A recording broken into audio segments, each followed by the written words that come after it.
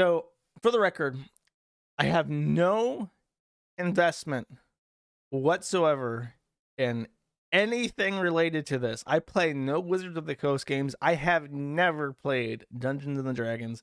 I think Pokemon and Yu-Gi-Oh were Wizards of the Coast card games when I was a kid. That's it. That's my knowledge of these franchises.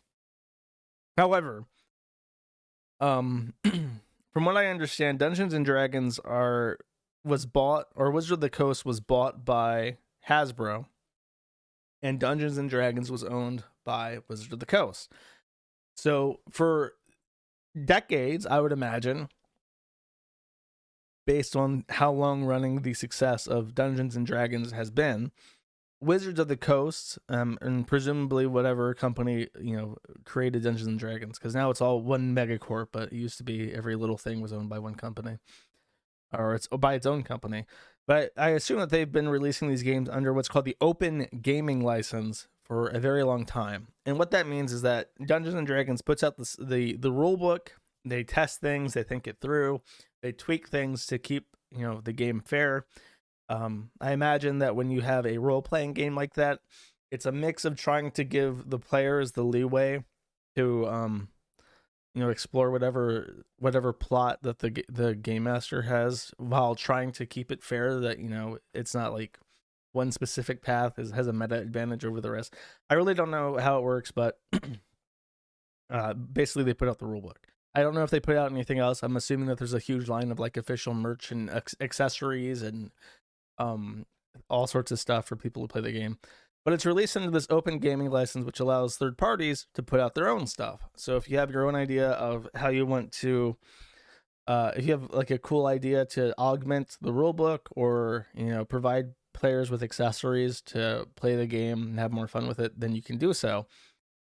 However, under Hasbro, they're releasing their own open gaming license, and it basically completely spits in the face of the spirit of the original. So the Open License 9, or the Open License 1.1. So when they released the original Open Gaming License, it was just 1.0, and it's been that 1.0 for fucking forever. And now they're releasing 1.1. So this should be a minor update. This is like minor word changes, or a new sentence, or a removed sentence. 1.1 is 10 times the length of the original. So now it's 9,000 words instead of 900. And this is the minor update that they're sneaking in as a 1.1. Oh, it's already canceled? Really? Okay, I'll just go. Apparently, someone's saying that 1.1 is already canceled. So I don't know if this is like, if you're wondering why I would even talk about this, it's because I hate the monocorp. I hate the fact that there's like 3 companies that own fucking everything, and they inject their tentacles into it and ruin it because they don't want anybody to have any kind of creative control. And when they do say like, okay, well, there's an open license for this intellectual property, it's always like with Blizzard, it's always because when they put out Warcraft, when they remastered quote unquote remastered Warcraft, they put that out there and said, if you make a game mode for Warcraft, we own it by necessity, and you have to give us options to buy your game mode if you decide to develop it into a real game. And that came about because Ice Frog, who made Dota on Warcraft, sold Dota to Valve, and obviously they make shit zillion tons of money every year off what was a Warcraft game mode. So now all these franchises, which I mean Hasbro didn't even develop. Hasbro bought. They had corporate theft of this intellectual property, and now they're dictating the rules for how it can be run. And then if you do anything with it, they own it. If you create something based off of it, they effectively own it. They say if you want to create anything D&D based, it cannot be an NFT explicitly, and it cannot be bigoted content. So I'm kind of curious what specifically it says that would classify that. So if you want to be a bigot, can't do it in Dungeons and Dragons. Sorry. If you decide to play a game of Dungeons and Dragons and you decide to put some goblins in your bank, you may be banned from Hasbro. Print and PDF only. It says it prohibits apps and video games and pantomimes. says, including but not limited things like virtual tabletops or VTT campaigns, computer games, novels, apps, graphic novels, music, songs, dances, and pantomimes. So these are things that you can no longer do with anything Dungeons and Dragons related. It deauthorizes the previous open gaming license. 1.1a is no longer an authorized license agreement. So retroactively, they're trying to invalidate the previous contracts with everybody else that has already done stuff with D&D. So they said they were going to come out with it on January 13th, which I suppose is why someone is now saying that this is canceled. This article was written 8 days ago. I'm kind of curious if that person's right. It does sound illegal, but who knows? OpenGL 1.1 cancels Dungeons and Dragons OpenGL news. IO9 reports that plans have been scrapped. Yeah, well, good. I'm glad. I'm honestly glad, because if you look at what it says they want royalties. They want you to use Kickstarter specifically. So this this license, which usually is one paragraph saying do whatever the you want with some limitations or waiver of liability, now says you must use Kickstarter, and then you must put their logo, the Wizards of the Coast badge, and all that you do. And you have and I think you have to send them a copy of what you make. If you make anything using Dungeons and Dragons that you intend to sell, you have to give them a copy. And I'm glad that people push back enough to get them to f off on this, because, like I said, I hate the Unicorp.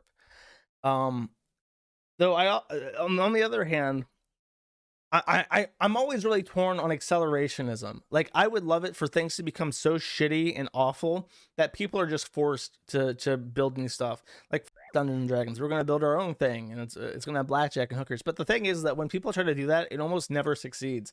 Like, these things are often inconvenient enough that they piss everybody off, but it never inspires anyone to actually get off their ass and build things and migrate over. It's always that the Unicorp pre-existing franchises that they bought into just wins automatically. So last year was the year of the Karen, or the Chudbud. This year will be the year of the Karen. Everyone just needs to fucking complain. It's like, it needs to be like, you think that these trans are fucking annoying? You think that these gender freaks and the fucking LGBTQIA plus people shit is fucking annoying, and having to deal with that on Twitter is annoying? Wait until you find out that not most people agree with them. Wait until you find out that most people don't actually support that. I would love it if people just became violently frothing at the mouth, spastic with rage at corporations that do not shut the fuck up and get out of their way. That would be amazing. But I don't know. I think people are too suppressed for that. So that's the Hasbro thing that someone requested by email that I look at, and I did kind of get the noggin jogging, just because it's like, it is like it is a company, Hasbro, that has no investment in this product beyond making money off of it, trying to figure out how do we take this existing thing that people already like and have been using for literally decades, how they want to, because it is a role-playing game. People are encouraged to use their creativity to enjoy this thing. How do we take that and increase our ESG score by banning bigots and get people to pay us royalties, and also a direct partnership with Kickstarter? It's fucking disgusting. Dungeons and Dragons. Now, from what I was told, Dungeons and Dragons has removed any kind of distinction between races. So if you're a big burly orc from Orkfrica, and you want to be like a dainty bow wielding ninja elf living in trees, as far as the rule books of Dungeons and Dragons are concerned, there is literally no reason why someone straight out of Orkfrica should not be allowed to be a archer who hides in trees and assassinates people with the kind of stealth and precision required of the most dexterous of humanoids. Now, however, they have gone so far as to remove miscegenation. They have completely removed all half species. So you can no longer be a half orc or a half elf. Through a before unknown eugenics program, they have completely eliminated all halfies quadroons and all quaterroons who have existed in the Dungeons and Dragons universe, they have deemed that the mere concept of miscegenation within the fantasy universe is racist, or inherently racist and not comfortable. Which they're not uncomfortable including in their game. So now, if you play Dungeons and Dragons, you will no longer be able to see any dirty, disgusting half-breeds wandering about the streets of your fantasy towns, because they conceptually do not exist. The sort of dream of any eugenics program, not only do the half-breeds themselves not exist, they are literally unthinkable as a concept. If you ask an elf what he would think about his daughter dating an orc, he would literally not be able to reply. It would not click to him. No such thing exists in his universe. It would be, like trying to ask him his opinion about jet engines on airplanes. It's just something that does not exist to him. Pretty remarkable line of thinking there for hello Jeff Q Anime. How are you doing? A pretty remarkable line of thinking there for Wizards of the Coast. I'm proud of him. Zeet. And it took me a second because it's like, this is really gay. Let's take a second to admire how gay this is. So first of all, the art is shit. The message attached to this, by the way, was your Dungeons and Dragons campaign is yours. So we got gay, lesbian grandmas, interracial. We have what appear to be kobolds dancing with macarenas, which is bizarre. We have a pooner dwarf bard with a lute. We have an effeminate orc at a barrel. I have a black woman dancing with a stick with an owl man. And then there's like this like horned guy with this black man. Then there's like an OnlyFans girl behind him. And then there is a beholder. Now this is, even I know this. Even I know this, and I've never played a game of Dungeons and Dragons in my entire life. The beholder is one of the very few original creations in the Dungeons and Dragons universe. And not only is it one of the few Dungeons and Dragons original monsters, it is one of the first. I want to say that the beholder is like from the 1970s. It's like the first thing that they ever added to like the monster encyclopedia. So it's a wholly owned creation of this world, and it has its own unique lore. And I looked it up because I have seen this in a role-playing game I played as a teenager, and they had a beholder. I'm like, what the f is this? So I looked it up. If I remember correctly, it's a mind control monster. So the eyes like allow it to like control people. It's really dangerous. It looks like a stupid, goofy floating head, but it's like a serious high-level monster that'll kill you. So the implication here is that the beholder is like a friendly little goofball here. But I think canonically in the Dungeons and Dragons universe, it is like one of the most terrifying, horrific monsters ever. And it's like a being of pure magic and evil. So this being of pure magic and evil is attending this gay dance party. And the implication, and I don't think that the artist is even aware of the implication because they probably have never played Dungeons and Dragons either. The implication appears to be that the beholder is like mind controlling them all to be gay interracial queers. Okay. And that's what's going on. And if he wasn't here casting evil magic on everybody, they would be killing each other. That is what it appears to be to me. Okay. So, I asked, by the way, my tweet response to this was, I wonder if it would be effective if every time I just saw interracial relationships, if I just sent an email to their HR and complained, if that would get it to stop. I'm seriously considering saying, I went to Lowe's and I heard a advertisement in Spanish. I speak English. This is an American country. Okay, we speak English in America. I don't like it. I wonder if I just email them every time I see something I don't like. You played this ad and there was an interracial couple. I don't like it. I'm just going to complain to HR constantly. Every time I see an advertisement I don't like. Every time I hear Spanish on Home Depot, I'm going to be like, yeah, that is bullshit, okay? I'm just going to keep doing this. Won't work for AIDS. I think if thousands of people, you're a Karen. Look, this is the thing, okay? everyone's like, Josh, the feminization of society is why we have fallen so far, Josh. Actually, it was the disenfranchisement of Karen.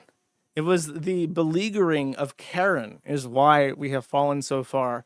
Without a mob of busybody, stay-at-home mom Karens enforcing social norms by complaining loudly, everything has fallen to shit. Men are just like, well, I guess if the yogurt ad wants to have an interracial couple, it's their right. Karen doesn't understand rights. Karen sees that and is like, that's gay. I'm going to call their hotline and leave a nasty voicemail. Karen is the one who kept this decline from happening. Okay.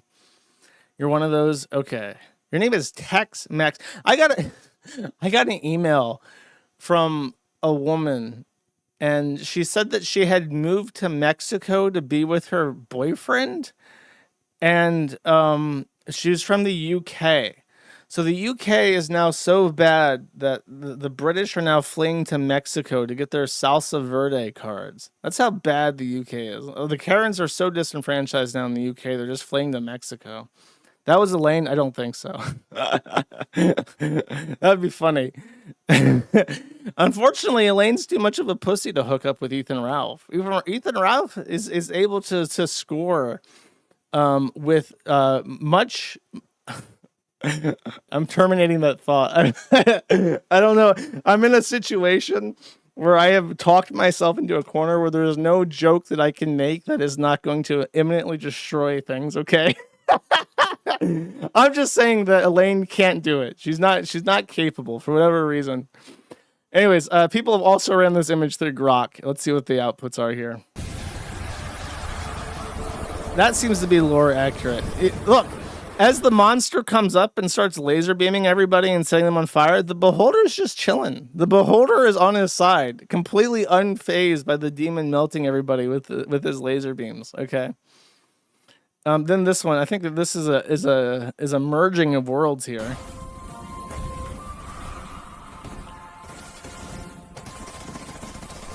I appreciate that. I think that's supposed to be Helldivers or something, or maybe the other one. What's the Saiyan Pod? Oh yeah, it's like the Saiyan Pod, but it's got like those guys from that one anime. I've only ever seen a clip of this. They like have red eyes and they have guns and they shoot a bunch of people. I actually considered watching that at some point because there's a bunch of clips. They're basically Nazis and they come out with guns and they shoot a bunch of people.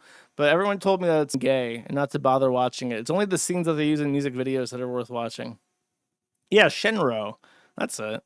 Everyone said it sucked. There's the Wolf Brigade. There's like a bunch of scenes that are really cool, but it's actually really shitty, so don't bother. That's what I was told. I trust them. Call you Dante for 20 says, my father got me into D&D. He was an avowed hippie, but his campaign setting had slavery. And he explained to me with certainty that orcs were genetically violent, a complicated man. It's not complicated. He just partitions these things in his head. Because there's a certain thing when it comes to boomers and their boomerisms. You have to understand that in the boomer mind, it's difficult to accept reality. Because accepting reality is accepting... It's like with the incel mindset. I've said this many times before, but it's like an incel, by the time he's like 30, he has a really hard time accepting that his misery and loneliness is his own fault. And the only person who can fix his life is himself. So they'll basically bury themselves alive and die that way.